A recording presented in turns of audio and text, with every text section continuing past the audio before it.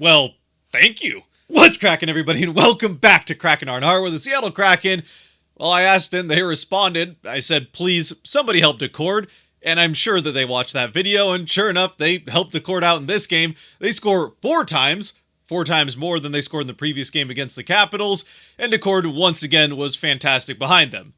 Once again, he kind of had to be fantastic at points in the game, but it still was a better played game by the Kraken than certainly the previous game, and even better played than the last time they played the Penguins not that long ago on the previous road trip. It was a somewhat similar game in that I'm not necessarily sure the team that played overall better throughout the course of the game won it, but the Kraken had the better goaltender and were able to take advantage of some key turnovers and moments that they were able to create and get it to count in the other direction. Now, as far as the bigger picture, does this change much? No, I don't really think it does. Yeah, it's nice the Kraken won 3 of 4 on the homestand. It's always good to win games at home in front of the home crowd, especially for a still younger franchise that's still trying to build a fan base, and there's already a great fan base here that's grown over these last 3 years.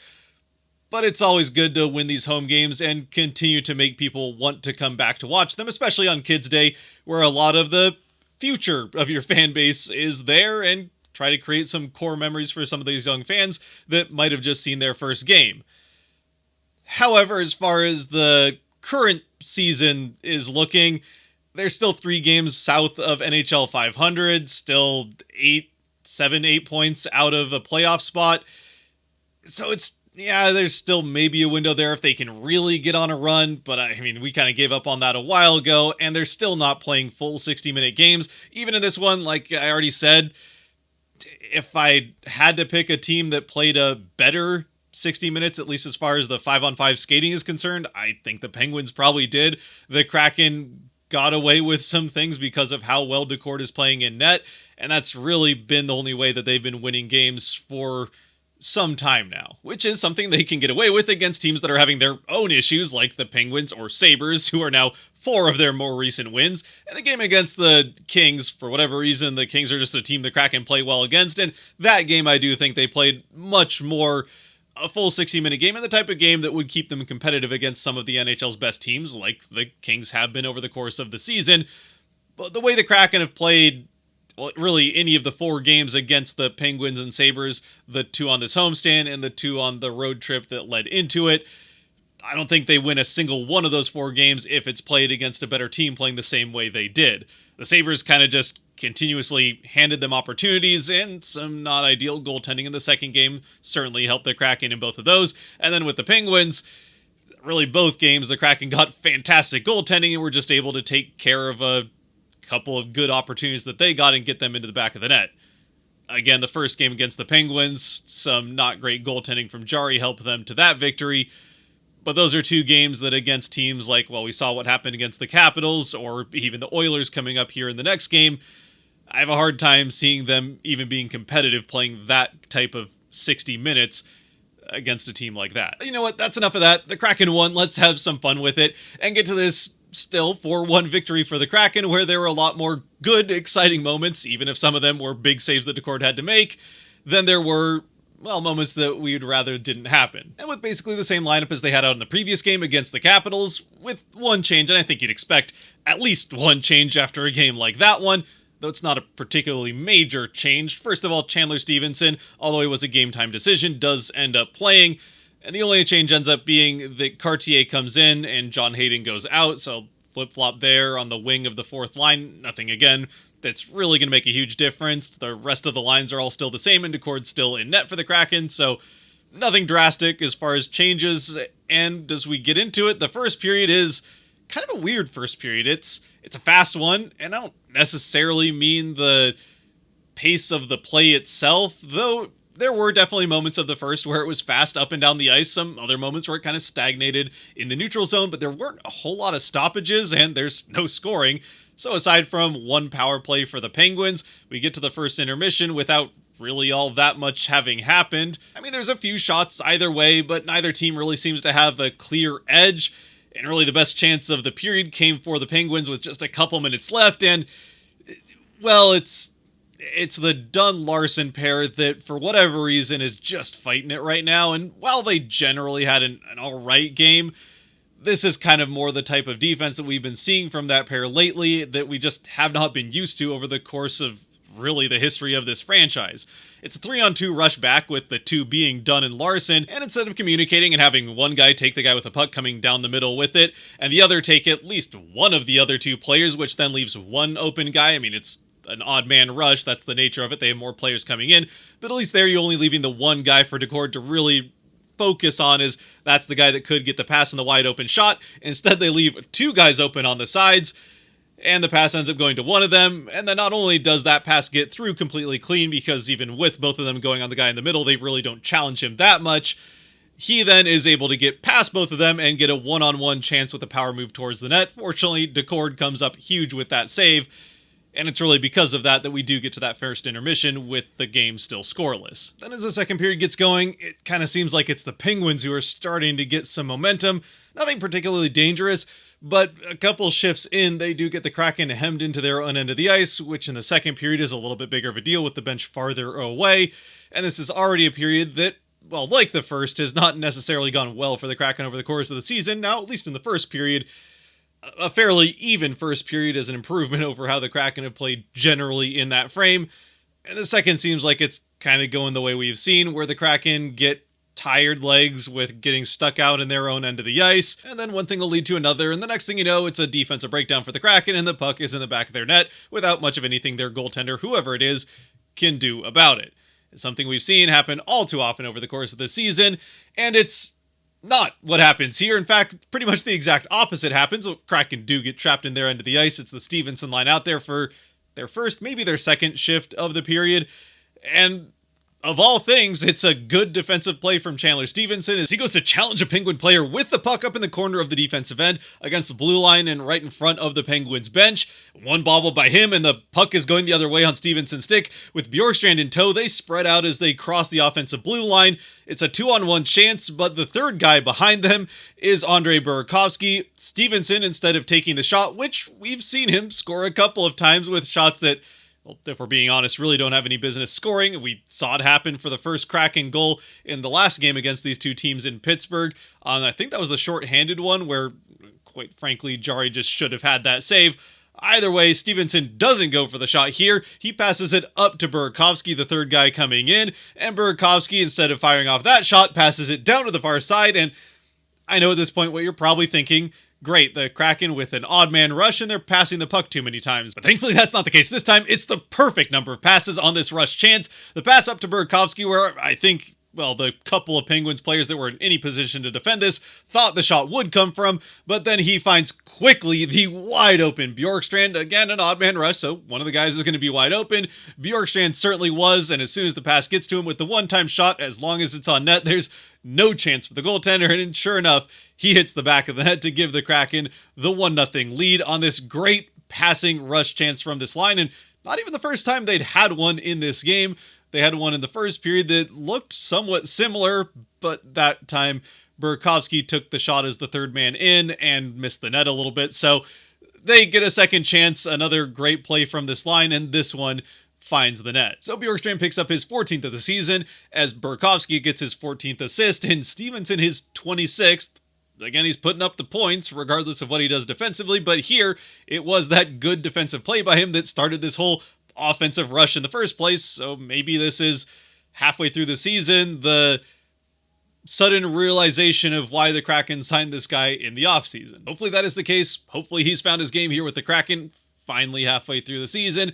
And hopefully it's something we get to see a lot more of and more consistently throughout the rest of the season and the next 6 years after that. Unfortunately, though, for the Kraken, this is not the spark that they needed, or at least it isn't used as the spark they needed to get things turned around and start getting the momentum going in their direction, as the momentum keeps coming towards their net, and the Penguins, not long after, end up tying it. This one, although Daccord had made a couple of pretty nice saves to this point in the game, he doesn't have a chance on. As the play starts along the boards on the left side of the defensive end, kind of around where the face-off circle is, it's flung around down behind the net to the other side where it's picked up quickly and fired right out into the low slot, where Sidney Crosby, of all players, is completely wide open. The pass gets through to him clean.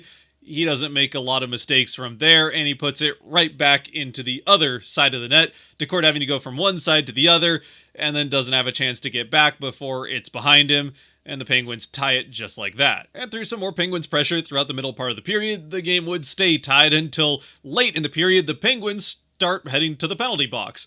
The Kraken get one power play, which isn't really going much of anywhere, but as they get into the offensive end, Beniers gets cross-checked in the back about 30 seconds into the power play, which gives the Kraken a 5-on-3 opportunity with about 1 minute and 20 seconds. At which point the Kraken take a timeout, I think pretty wisely, to make sure that they have everything set up and have an idea of how they want to attack this 5-on-3, because it is certainly going to be the best opportunity they have to take the lead throughout the course of the game, and they really need to take advantage of it, especially with the momentum clearly over the course of this period having headed in Pittsburgh's direction, even if the game still is tied because you were able to score first. And I don't know what they talked about during that timeout, what was drawn up on the whiteboard as Coach Campbell was talking to the guys, but whatever it was, it took a while, but it eventually works with just about 10 seconds left in it. A nice little passing play around the outside, which is pretty easy to do with a two-man advantage, leads to a one-time shot from McCann, which the save is made, but it bounces out to the corner where McCann is easily able to get to it first. Again, a two-man advantage. You're going to get to most of the loose pucks. He quickly gets it back up to Vince Dunn, who skates it to the middle, right in the high slot, and then fires off a shot, and with Schwartz screening in front, there's no chance without being able to see the shot for Bloomquist to make the save. He throws his glove out in air, hoping for the best. Doesn't find it as it hits the top corner to give the Kraken the 2-1 lead on Dunn's power play goal, his 9th of the season. 9th goal overall, not 9th power play goal, though he has scored a fair amount on the power play for the Kraken. And potentially importantly, with that goal coming still while it was 5-on-3, that gives them still 40-ish seconds of power play left on the second power play to try to extend the lead, which they're not able to do, so we do head to the second intermission with the score 2-1 Kraken. And while the first 40 minutes of games have been somewhat tough sledding for the Kraken over the course of the season as a whole, the third period has been easily their best. They've been one of the best teams in the NHL in the third period this year, so I feel pretty good about them going into the third with the lead. And they start off pretty well. They're getting some momentum headed their way, building on what they got there at the end of the second, but still not really getting much of anything dangerous. And before long, it's the Penguins turning it back the other way. They get some momentum of their own, and they do get some dangerous opportunities. A couple of shots in a row on net in tight, one of them again from Sidney Crosby. Daccord's able to come up with a couple more pretty big saves and eventually freeze that puck, so the Kraken can take a breath, get a change, and with the new line out on the ice, well, with the flow of play going against them, it's the Kraken right back the other way again. This time a little bit less of a rush chance necessarily. It's Shane Wright who kindly makes this whole thing happen on his own. He gets into the offensive end with the puck first, and 3 Penguins converge on him, which, you know, if you get the puck, it works, but if you don't get the puck, it does leave some empty ice for some other players to come in, like, for example, Jared McCann on the far side. Now, I suppose at least one of these 3 Penguins players is able to get enough of Wright's stick to interrupt his pass a little bit, so he isn't able to cleanly get a pass quickly out to McCann in that empty space.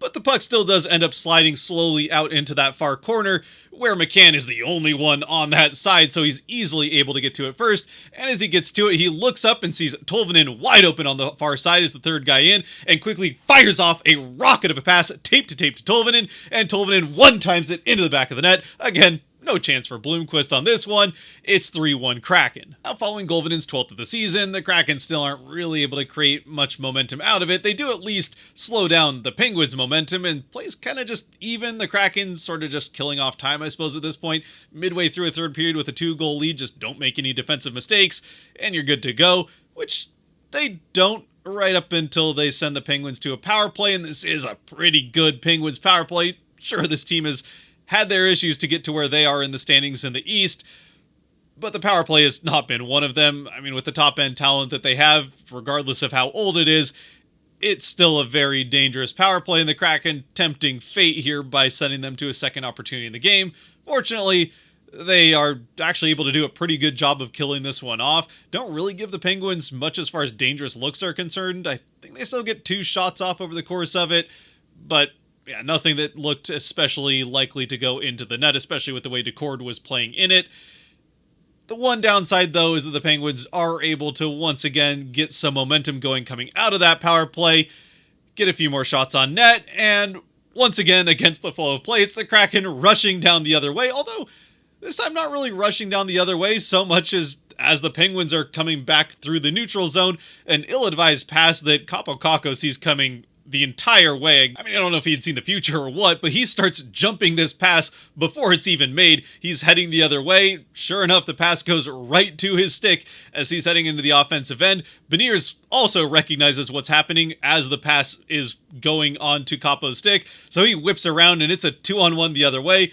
Kaapo and Beniers taking all the time that they need to just skate up in front of the net, and eventually he just fires the pass over to Beniers, and Beniers buries it to get him the 11th of the season and give the Kraken the late 4-1 lead. And for Kakko, with that being his 20th assist of the season, it does now give him, even though I wish it could have happened in the game against the Sabres, so that it could have been a nice, even half as long as he had been with the Rangers. Instead, it takes him 17 games with the Kraken to equal the exact same point total line that he had in 30 games with the Rangers.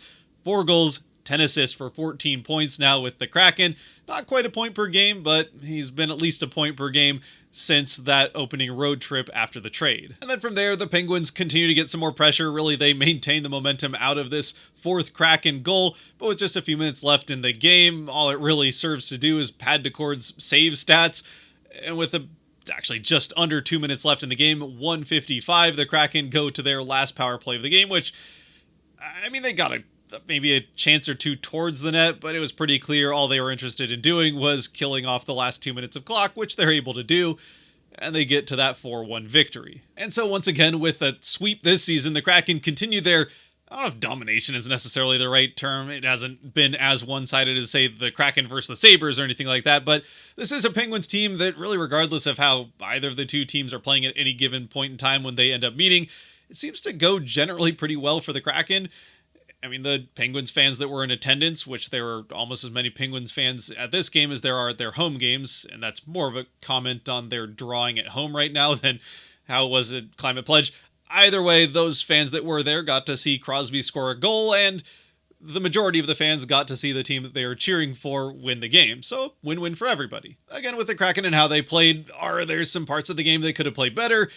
Yeah, definitely. There are entire chunks of the game they could have played better. The Penguins had a lot of momentum over the course of it. They certainly led the game as far as shot quantity, shot quality even, I would say, and the expected stats certainly favored the Penguins. I think they were maybe a little bit...